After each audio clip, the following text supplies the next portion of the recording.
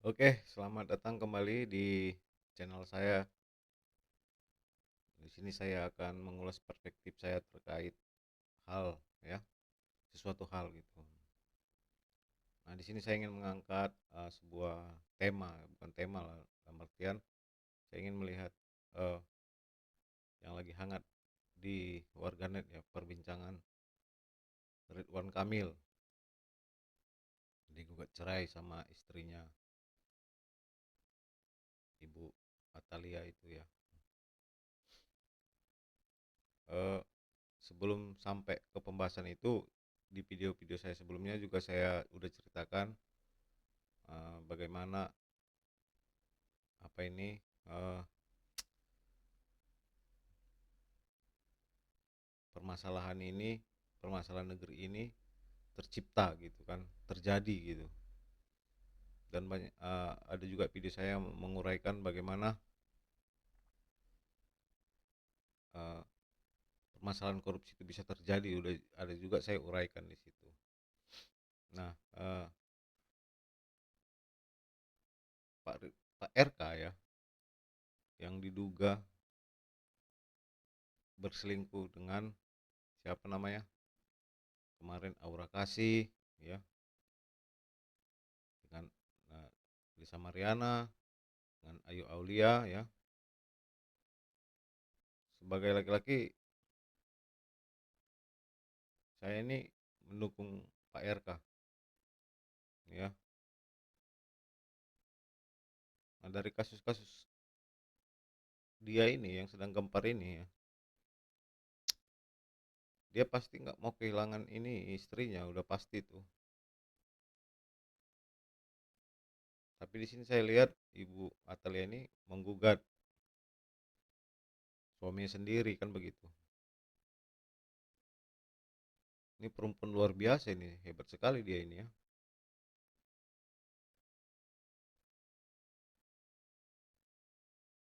Banyak lagi saya lihat komentar-komentar di setiap pemberitaan videonya, eh, ada bikin judul nggak menjamin suami romantis apa segala macam, itu seolah-olah kayak drama itu, seolah-olah itu nggak bentuk kasih sayang dari seorang laki-laki.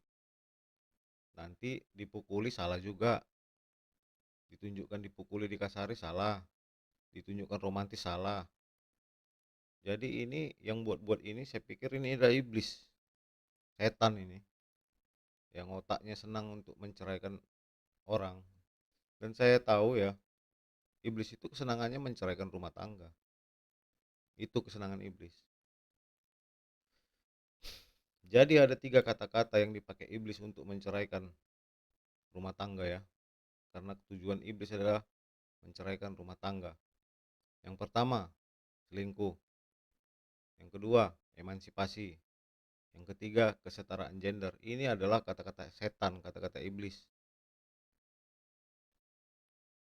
Jadi tujuan iblis itu pelan-pelan masuk dia melalui perempuan. Dari mulai dunia ini diciptakan, iblis itu masuk melalui perempuan, melalui si Hawa, bukan melalui si Adam. Apa itu kesalahan kita juga? Ya mungkin ada otoritas yang di atasnya, ya kan. Cuman sebagai laki-laki kita banyak lalainya. Kita lalai mengontrol, ya. Kita lalai memberikan apa namanya, eh, pengawasan yang ketat. Kita lalai memberikan batasan-batasan sehingga melunjak, melewati batas begitu. Dan di video saya sebelumnya saya bilang, terkadang wanita sekarang udah tidak mengerti dia kenapa dia jadi wanita gitu. Dia nggak mengerti. Dan itu tercipta di lingkungan kita setiap hari, di lingkungan sekolah, pekerjaan, dan lain macam sebagainya.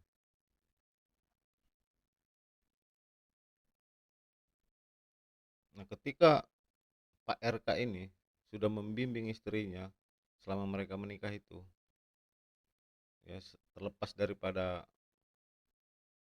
istrinya itu seorang pebisnis lah, apalah segala macam, ya, alih-alih sebagai ibu rumah tangga, akhirnya begini.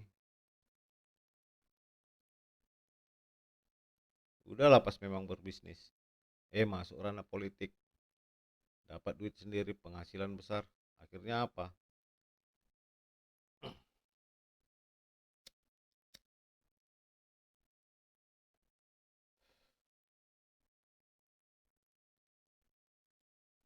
Jadi yang saya mau lihat di sini, kemungkinan lah ya, latar belakang pemain apa ini yang dekat sama Pak RK ini bukan ini, maksud saya bukan bukan seorang gadis ya, latar belakangnya bukan seorang gadis yang menjaga betul-betul kegadisannya gitu loh.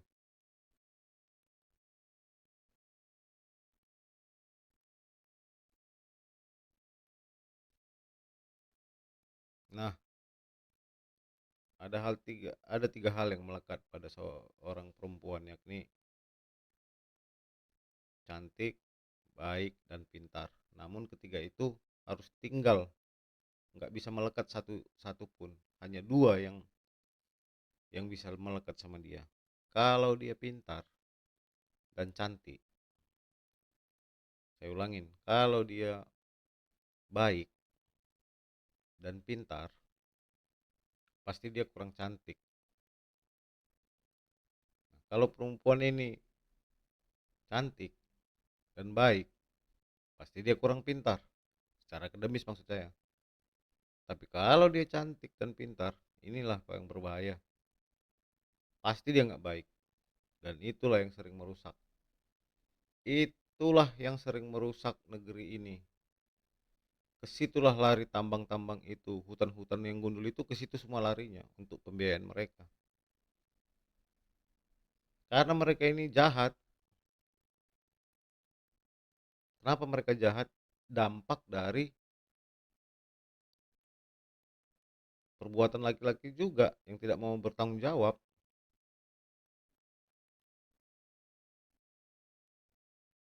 Makanya saya tekankan selalu bilang bahwasanya perempuan itu moralnya diajarin moral, alih-alih apa akademisi tinggi gitu kan.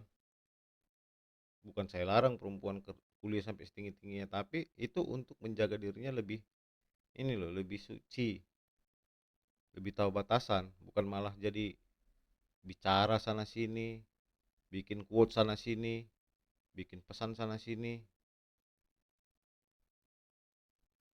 teriak-teriak kesetaraan gender, teriak-teriak emansipasi. Ini kan kata-kata yang dipakai setan iblis untuk ini. Apalagi kata-kata selingkuh. Di mana ada kata-kata selingkuh di bahasa Indonesia kurasa ya.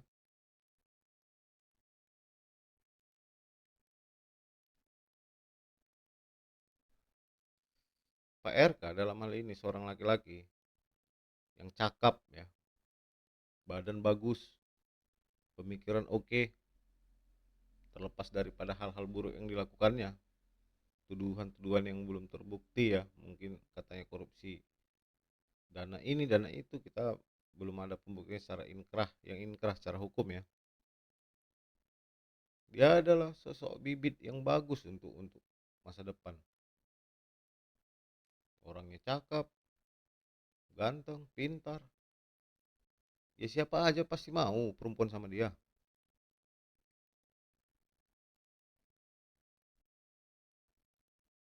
Nah, ibu ini, istrinya ini diterimanya dengan baik, menikah, dibimbingnya, dikasihnya tauladan, sehingga menjadi sampai sekarang seorang politisi atas berkat pengaruh dia juga di partai itu kan. Jadi, nah setelah jadi, ini balasan dibikinnya.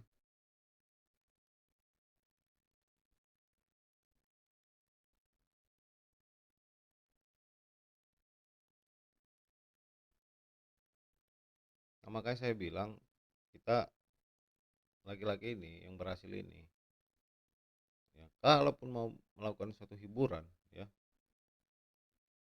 yang dianggap salah di mata orang, ya, lihat-lihat orangnya lah, janganlah yang pernah dirusak sama masa lalunya. Apalagi dia cantik, itu bahaya sekali itu. karena dia bukan dirinya sendiri lagi. Dia itu sudah bersekutu dengan makhluk-makhluk yang bukan dari dunia ini untuk membuat dia lebih cantik. Dia punya kekuatan magis itu untuk menundukkan semua laki-laki. Nah, pertanyaannya siapa obatnya? Ya istri lah, siapa lagi? Kalau istrinya minta cerai makin terbenam. Tapi saya yakin jika Pak RK dengan istrinya ini nanti bercerai, saya yakin Pak RK ini bisa kembali lagi menuju puncak kehidupannya sebagai seorang laki-laki.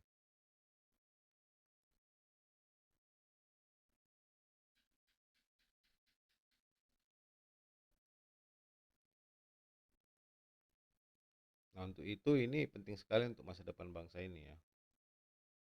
Kenapa saya bilang ada 3 kata-kata yang dipakai setan atau iblis untuk menghancurkan rumah tangga?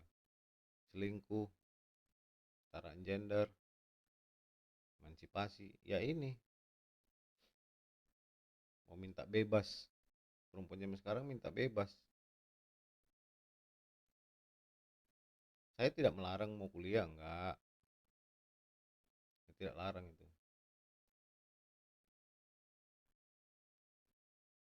Tapi motivasimu untuk kuliah itu kan begini. Saya dikuliahkan untuk mendampingi suami saya nanti yang kuliah juga.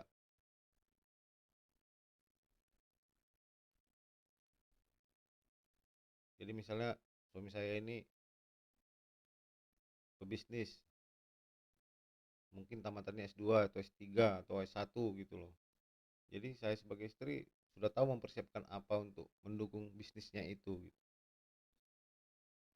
Itulah tujuannya dia berkuliah menurut saya, bukan malah jadi tambah menyaingi. Saya juga bisa bekerja, saya juga cari duit, apa mau lo, bukan lah.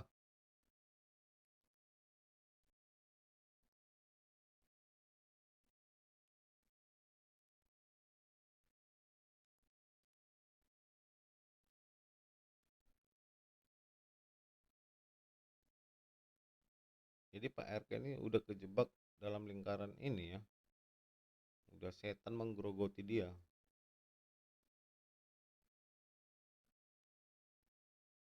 Dan itu penawarnya sama Ibu Atalia ini, tapi Ibu Atalia ini saya dengar menggugat cerai. Aduh, alih-alih dia menyelamatkan suaminya malah kayak gitu dia. Ini pasti jadi satu kontroversi apa saya ini, pernyataan saya ini.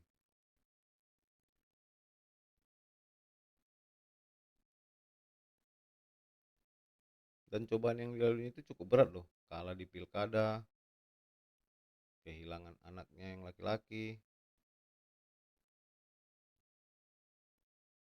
ya.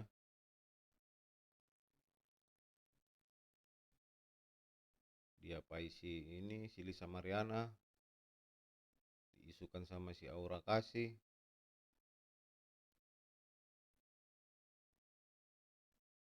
Waduh, belum lagi ada isu sama si Ayu Aulia.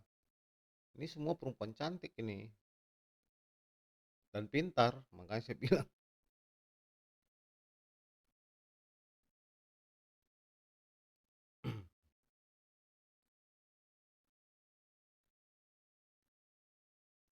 Jadi kita pun ya sampai di titik ini saya bilang sama teman laki-laki, kita berusaha lah untuk menjaga, membimbing perempuan itu, semua perempuan dengan cara apa ya, kita lah jadi tulang punggung, kita dekatkanlah sama agama, ajaran-ajaran kan, biar moralnya kuat, supaya nggak mudah tergoda, itu kan.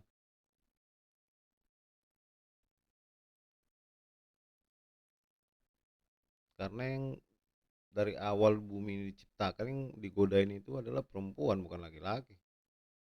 Sama siapa? Sama iblis.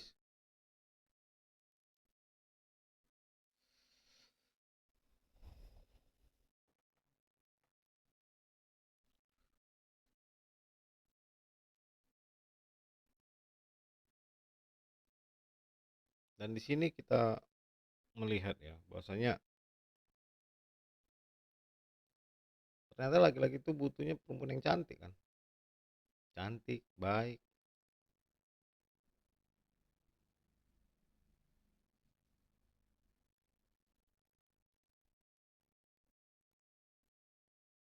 yang menghormati,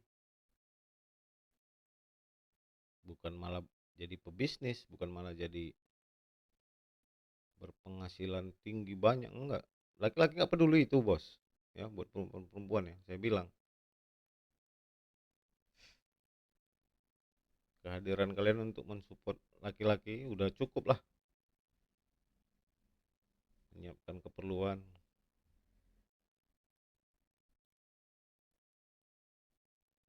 menjadi rumah bagi laki-laki kalian. Itu dia.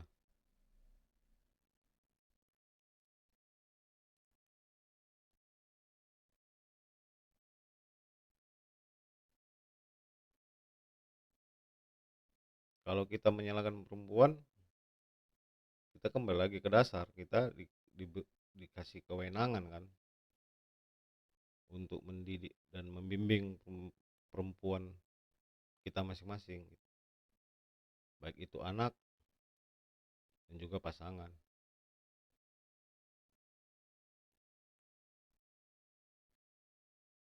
Nah, ini juga ada masalah elementar ya, ada masalah mendasar. Kenapa bisa tercipta perempuan yang cantik dan pintar tetapi dia nggak baik gitu? Apa permasalahannya? Ya karena pada dasarnya perempuan itu melihat laki-laki yang fisiknya juga ganteng kan.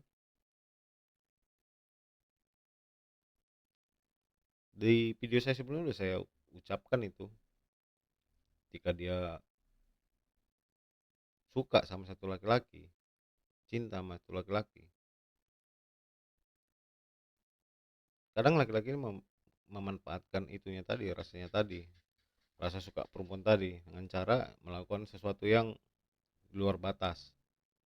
Namun keterbatasan laki-laki ini untuk memberikan pertanggungjawaban secara material ya nggak ada, nggak mampu. Karena kenapa? Tingginya persaingan tadi, nggak ada jaminan sama dia untuk mendapatkan kehidupan yang lebih layak ke depan gitu, sehingga dia tinggalin. Dan inilah sakit hatinya ini, inilah awal mula akar kepahitan tadi, dendam tadi, karena cintanya udah habis di situ,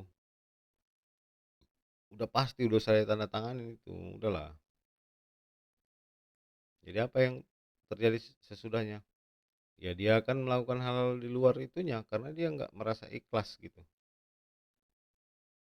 Dia akan jahat, dan kesitulah uang-uang hasil tambang, hasil korupsi ke situ untuk menyenangkan orang itu, membawa orang itu jalan-jalan, membelikan apartemen, menyediakan mobil.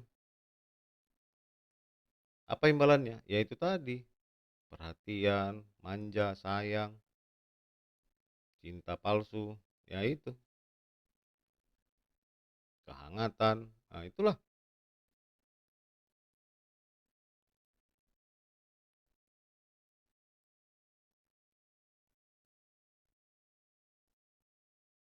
Ya karena kita laki-laki, kita penuh kuasa, punya uang, gagah pula lagi. Janganlah sampai salah jurusan sampai ke situ. Lihat-lihatlah,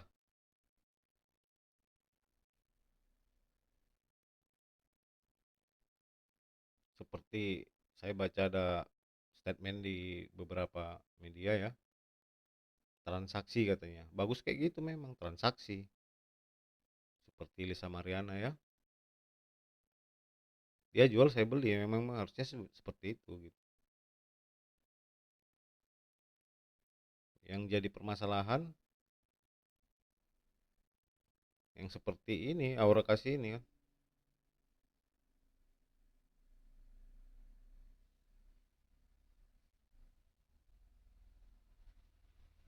Dia bukan dirinya lagi itu menurut saya. Bukan dirinya lagi itu. Ada sesuatu yang lebih kuat di balik dirinya itu. menguatkan dia untuk bisa menundukkan seorang pangeran ya, Pak Ridwan Kamil itu laki-laki hebat itu menurut saya. Masuk dia dalam kejebakan itu tadi. Dan untuk menyembuhkan itu ya, ya ibu ini, istrinya ini sembuh itu dengan cara apa? Ya maafin lah, ikhlasin lah, maafin.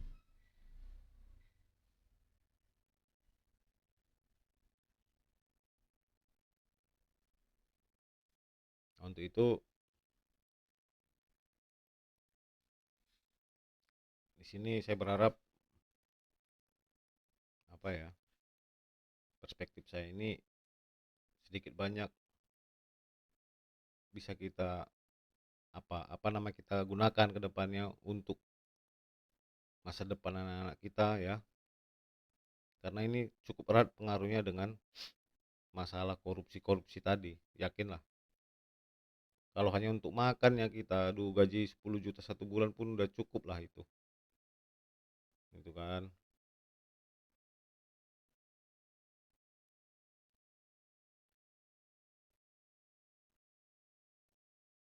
Nah kedepannya kita buatlah suatu program di mana agar kepastian laki-laki mendapatkan pekerjaan setelah dari dunia pendidikan itu bisa dijamin sama undang-undang. Agar kenapa? Agar bisa dia untuk memberikan kehidupan bagi perempuan yang mencintainya, yang sudah memilih dia sebagai pasangannya, bukan malah dirusaknya terus ditinggalinya, jangan. Itulah ketakutan kita masing-masing karena kita tidak mampu untuk mencukupi ya. Jadi sehingga kita tinggalkan. Dan itulah yang membuat parah. Pada dasarnya yang saya, menurut pengalaman saya ya, perempuan yang udah cinta sama satu laki-laki, itu cintanya itu nggak bisa pudar itu. Cinta itu selamanya itu. Karena dia udah ditunjuk untuk ini, apa namanya? Ditunjuk, dia ditugaskan untuk mencintai satu laki-laki ini. Itu sampai kapanpun dia tetap akan cinta itu, sampai dia mati. Itulah cintanya.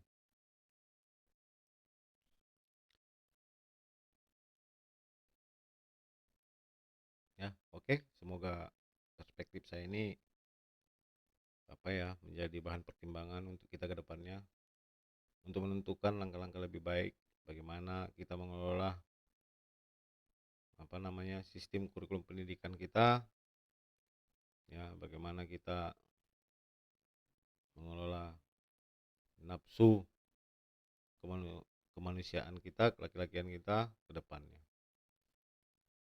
Sekian dulu ulasan saya ini, semoga bermanfaat. I'm signing out, bye bye.